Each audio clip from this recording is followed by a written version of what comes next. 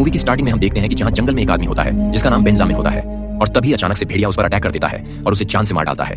इसके बाद हमें गुएन नाम की एक लड़की दिखाई जाती है जो कि असल में बेंजामिन की फियोंसे होती है। वो बेंजामिन के भाई लैरी से हेल्प मांगती है बेंजामिन को ढूंढने के लिए, क्योंकि बेंजामिन काफी दिनों से मिसिंग भी होता है और उसे पता नहीं होता कि अब तो वो मर चुका है। लेकिन बेंजामिन का भाई लैरी उसे मना कर देता है, यह कहकर कि मेरा ही कंपनी के साथ कॉन्ट्रैक्ट है, इसलिए मैं नहीं जा सकता।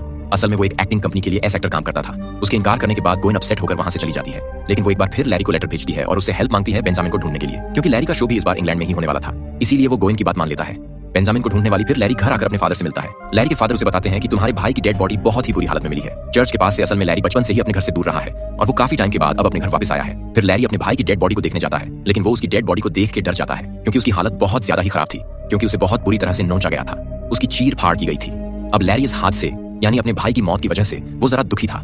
रात के टाइम वो गांव भी एक बार में जाता है जहां कुछ लोग उसी हादसे के बारे में बातें कर रहे थे। किसी का मानना था कि ये काम कबीले वालों का है, तो किसी का कहना था कि ये भालू ने किया है। तभी उनमें से एक आदमी कहता है कि 25 सालों पहले सेम ऐसा ही हादसा सामने आया था, और उस हादसे को देखने वाले आदमी का कहना था कि ये भेड़िए ने किया है। उस आदमी की बात सुनकर वहां पर बैठे सभी लोग हंसने लगते हैं और उसकी बातों का यकीन नहीं करते, और तो और उसका मजाक भी बनाने लगते हैं। लैरी अपने फादर से कहता है कि बेंजामिन के डेड बॉडी को देखकर ऐसा बिल्कुल भी नहीं लगता कि ये किसी इंसान का काम हो सकता है, जब उसके फादर कहते हैं कि शायद किसी जंगली जानवर ने ये किया होगा। इसके बाद लैरी गोएन के पास जाकर उससे माफी मांगता है अपने रूड बिहेवियर के लिए, और वो उसे बेंजामिन की कुछ चीजें भी देता है। यहाँ पर हमें लैरी के बचपन का फ्लैशबैक दिखाया जाता, जहाँ पर उसकी मदर ने सुसाइड कर ली थी और उसके फादर के हाथों में ही जान दे दी थी। उस हादसे के बाद लैरी बहुत टूट गया था और वो काफी दुखी रहने लगा था, और उसे बचपन में ही 1 साल के लिए एक मेंटल असाइलम में भेज दिया गया था। नेक्स्ट मॉर्निंग गोएन वहां से जा रही होती है। लैरी उसे प्रॉमिस करता है कि मैं अपने भाई के किलर को जरूर ढूंढ लूंगा।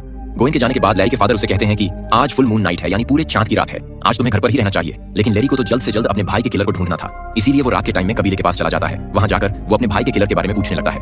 वो कबीले की एक औरत के पास जाता है और उसे एक लॉकेट देता है। असल में ये लॉकेट उसे अपने भाई की डेड बॉडी के पास मिला था। तभी गांव के सभी लोग इकट्ठा होकर इस कबीले के पास आ जाते हैं, क्योंकि गांव वालों को इस कबीले पर शक होता है कि जब से कबीले वाले यहाँ पर आए हैं तभी से यहाँ पर मर्डर्स हो रहे हैं। उन कबीले वालों के पास एक भालू भी होता है जिसे गांव वाले अपने साथ ले जाने लगते हैं, क्योंकि उनका मानना था कि सबको इस भालू ने ही मारा है। कुछ देर के बाद यहाँ पर एक भेड़िया आकर सब पर हमला करने लगता है, जिसकी वजह से वहाँ पर चारों तरफ हलचल मच जाती है और लोग पैनिक करते हुए अपनी जान बचाने के लिए इधर उधर भागने लगते हैं। लेकिन वो भेड़िया बहुत सारे लोगों को अपना शिकार बना लेता है और उन्हें जान से मार डालता है। वो भेड़िया एक बच्चे को भी मारने वाला ही होता है कि तभी वहाँ पर लैरी आकर उस बच्चे की जान बचा लेता है, लेकिन वो भेड़िया लैरी पर अटैक कर देता है और उसकी गर्दन पर काट लेता है। लेकिन तभी वहाँ पर कबीले वाले आकर लैरी की जान बचा लेती है, और कबीले की वो औरत जिसे लैरी ने वो लॉकेट दिया था वो उसके गर्दन के जख्मों पर टांके लगाने लगती है। गांव वाले उस औरत को कहते हैं कि अब ये भी शैतान यानी भेड़िया बनने वाला है, लेकिन इससे पहले कि ये भेड़िया बने हमें इसे मार देना चाहिए। लेकिन वो लेडी जो इससे टांके लगा रही थी वो गांव वालों को ऐसा करने से मना करती है और उसे सही सलामत उसके घर पहुंचा देती है। लैरी को जब होश आता है तो डॉक्टर उसे देखकर काफी हैरान हो जाता है, क्योंकि बगैर किसी ट्रीटमेंट के वो हील हो चुका था, उसके जख्म भर गए थे। अब यहाँ पर इंस्पेक्टर भी आता है जो लैरी के भाई बेंजामिन की मौत को इन्वेस्टिगेट करना चाहता है। लैरी की हिस्ट्री देखकर उसे लैरी पर ही शक होने लगता है, लेकिन अब क्योंकि उसके पास कोई सबूत तो नहीं होता,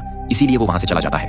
यहाँ पर लैरी को ऐसा फील होता है कि जैसे उसकी सेंस तेज हो गई है, वो हर वो चीज सुन सकता है, देख सकता है जो नॉर्मल इंसान नहीं कर सकता। अब डॉक्टर कुछ लोगों के साथ लैरी के घर आता है ताकि उसे पकड़ सके, क्योंकि अब इन्हें लैरी पर शक है कि वो भी कर्स्ड हो गया है, क्योंकि भेड़िया ने उसे काटा था, इसीलिए अब वो भी भेड़िया बन जाएगा। लेकिन तभी वहां पर लैरी के फादर आकर उसे बचा लेते हैं। लैरी अपने गर्दन के सब देखता है जो कि अब बिल्कुल ठीक हो चुकी है, इसीलिए उसे खुद भी अपने आप पर शक होने लगता है। वो समझ जाता है कि जरूर कोई ना कोई गड़बड़ तो जरूर है।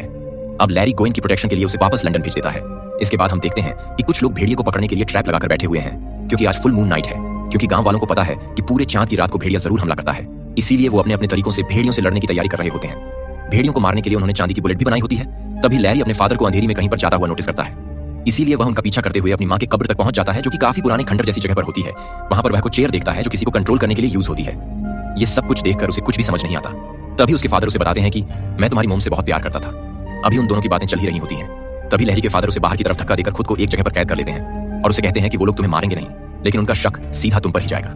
लेकिन इससे पहले कि लैरी कुछ समझ पाता, उसकी बॉडी में चेंज होने लगते हैं। यानी यहाँ पर हम देखते हैं कि भेड़िए के काटने के बाद लैरी भी कर्स्ड होकर अब एक भेड़िया बन गया है। भेड़िया बनने के बाद वो एक जंगल में चला जाता है और वो एक ब्रिज में गिर जाता है।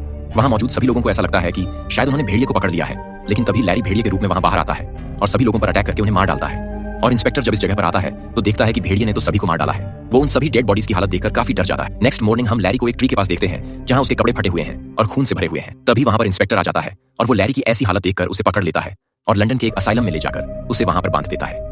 ये वही असाइलम है जहां बचपन में भी लैरी 1 साल के लिए रहा था। वहां पर डॉक्टर लैरी पर अलग अलग तरह के एक्सपेरिमेंट्स करने लगता है और उसे टॉर्चर भी करता है। काफी इस तरह से कुछ दिन गुजर जाते हैं। एक दिन लैरी के फादर उससे मिलने आते हैं और उसे अपनी कहानी सुनाते हैं कि 25 सालों पहले मैं इंडिया गया था। वहां गांव के लोगों ने मुझे एक ऊंची पहाड़ी पर एक केव के बारे में बताया। वहां गांव वालों की कहानी के मुताबिक उस केव में एक काफी अजीब क्रिएचर रहा करता था और मैं उस केव में रहने वाले उस अजीब से क्रिएचर से मिलना चाहता था। और फिर एक दिन मैंने उसे ढूंढ भी लिया। वो छोटा जंगली लड़का था और उसकी ऐसी हालत एक बीमारी की वजह से हुई थी, यानी एक ऐसी बीमारी जिसमें एक इंसान खुद को एक भेड़िए में बदल सकता है या फिर पूरे चांद की रात को वो खुद ही भेड़िए में बदल जाता है। लैरी के फादर उसे बताते हैं कि उस लड़के यानी उस क्रिएचर ने मुझ पर हमला कर दिया और मेरे हाथ पर काट लिया। इसके बाद मैं वहां से वापस आ गया। अब पहले तो सब कुछ नॉर्मल लग रहा था, लेकिन जल्दी मुझे रियलाइज हो गया कि मैं भी उस बीमारी की चपेट में आ चुका हूँ, यानी मैं भी अब उस बीमारी से इन्फेक्टेड हो गया हूँ और यहाँ पर लैरी समझ जाता है कि उसके भाई और उसके मदर को उसके फादर ने ही मारा था। लैरी अपने फादर से पूछता है कि आपने खुद को क्यों नहीं मारा। जब उसके फादर कहते हैं कि मैंने बहुत कोशिश की, लेकिन जब मुझे इसके अनलिमिटेड पावर्स का रियलाइज हुआ तो मैं खुद को नहीं मार पाया। इस सब में मेरे सर्वेंट ने मेरी हेल्प की। वो हर फुल मून नाइट को मुझे अंडरग्राउंड बंद कर देता है ताकि मैं किसी मासूम को मार ना दूं। लेकिन जब बेंजामिन की लाइफ में गोएन आई तो वह कहता था कि मैं घर छोड़कर चला जाऊंगा, तो इसी वजह से मुझे लगा कि मेरा बेटा मुझसे हमेशा के लिए दूर हो जाएगा। जिस वजह से दुखी होकर मैंने बहुत ज्यादा शराब पी ली और अपने सर्वेंट को बेहोश कर दिया। और वो रात भी पूरे चांद की रात थी जिससे बेसमेंट का दरवाजा खुला ही रह गया और मैंने उसने अपने ही बेटे को मार डाला। ये सुनकर लैरी को अपने फादर पर बहुत गुस्सा आता है और वो अपने फादर पर अटैक करना चाहता है, लेकिन वो चैन से बंधा हुआ है। लैरी के फादर उसकी तरफ एक ब्लेड फेंकते हैं और कहते हैं कि आज भी पूरे चांद की रात है और अगर तुम जिंदा रहना नहीं चाहते हो तो तुम खुद को मार सकते हो। इतना कहने के बाद उसके फादर वहां से चले जाते हैं। इसके बाद वहां पर डॉक्टर आता है और लैरी को एक चेयर से बांधकर उसके लेक्चर रूम में ले जाता है जहां पर वो सारे लोग मौजूद होते हैं। और वहां बैठे सभी लोगों को डॉक्टर बताता है कि लैरी को वहम है कि वो पूरे चांद की रात को भेड़िया बन जाता है, लेकिन हम सब लैरी के साथ इस लेक्चर रूम में बंद रहेंगे और लैरी के इस वहम को दूर कर देंगे। लेकिन जल्द ही सबको सच्चाई पता चल जाती है। जैसे आसमान में पूरा चांद निकलता है तो लैरी भी भेड़िए में बदलने लगता है। ये देखकर सारे लोग डर जाते हैं और इधर उधर भागने लगते हैं। इसके बाद लैरी खुद को आजाद कर लेता है और सबसे पहले वो डॉक्टर को ही मारता है। ये देखकर सभी लोग दरवाजा तोड़कर वहां से बाहर भाग जाते हैं। लैरी भी बाहर आ जाता है और पूरी तरह भेड़िया बनकर वो आजाद घूमने लगता है। वो यहाँ पर बहुत सारे लोगों को मार डालता है। यहाँ पर इंस्पेक्टर भी आ जाता है जो उसे रोकने की कोशिश करता है, लेकिन वो नाकामयाब रहता है और लैरी को रोक नहीं पाता। नेक्स्ट मॉर्निंग लैरी जब इंसान बनता है तो वो गोएन के पास जाता है उससे हेल्प मांगने के लिए और वो उसे अपने और अपने फादर के बारे में सब कुछ सच सच बता देता है। अब क्योंकि लैरी और गोएन काफी टाइम से एक दूसरे को जानते थे, इसीलिए गोएन लैरी को पसंद करने लगती है। वहां पर इंस्पेक्टर भी आ जाता है, इसीलिए चुपके से लैरी अपने गांव के लिए निकल जाता है और इंस्पेक्टर भी अपने साथियों के साथ उस गांव तक पहुंच चुका है।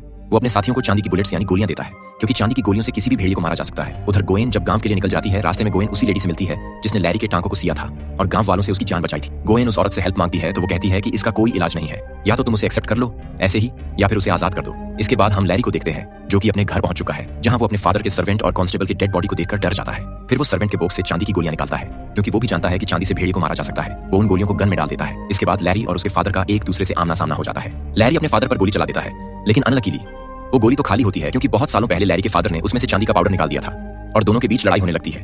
और जैसे ही पूरे चांद की रात होती है, दोनों ही भेड़िए में बदलने के बाद उन दोनों के बीच काफी खतरनाक किस्म की लड़ाई होती है जिसकी वजह से पूरे घर में आग लग जाती है। लैरी अपने फादर को आग में फेंक देता है जिससे वो जलने लगता है और फिर लैरी उसका सर धड़ से अलग कर देता है जिससे उसके फादर की मौत हो जाती है। तभी वहां पर गोएन और इंस्पेक्टर भी पहुंच जाते हैं। लैरी गोएन पर हमला करने वाला होता है, तभी देखकर इंस्पेक्टर लैरी पर गोलियां चलाने लगता है। इसी दौरान लैरी उस इंस्पेक्टर को काट लेता है तो मौका देखकर गोएन इंस्पेक्टर के गन उठाकर वहां से भाग जाती है। भेड़िया यानी लैरी गोएन का पीछा करता है और उसे पकड़ लेता है, लेकिन जैसे ही वो गोएन को मारने वाला होता है तो गोएन उसे अपने बारे में बताती है और उसे सब कुछ याद दिलाती है, जिससे लैरी उसे पहचान लेता है और रिलैक्स हो जाता है और उसे मारता नहीं। लेकिन गोएन जानती है लैरी सबके लिए खतरा है, इसीलिए वो लैरी को शूट करके मार देती है। और अब लैरी जो पहले भेड़िया था इंसानी रूप में आ जाता है और गोएन को थैंक्स कहता है और हमेशा के लिए इस दुनिया को छोड़ देता है, यानी वो मर जाता है। फिर पुलिस और बाकी लोग भी वहां पर आ जाते हैं। वहीं हम लैरी के घर को चलता हुआ देखते हैं। इसके फौरन बाद हमें एक भेड़िए की आवाज सुनाई देती है जो शायद वो इंस्पेक्टर हो सकता है क्योंकि उसे भी तो लैरी ने काट लिया था। और यहाँ पर मूवी का दी एंड हो जाता है। लौटूंगा ऐसी ही शानदार कहानी के साथ। कहानी अच्छी लगी हो तो वीडियो को लाइक करें, सब्सक्राइब करें और अपने दोस्तों के साथ शेयर करना ना भूलें। मिलते हैं नेक्स्ट वीडियो में। धन्यवाद।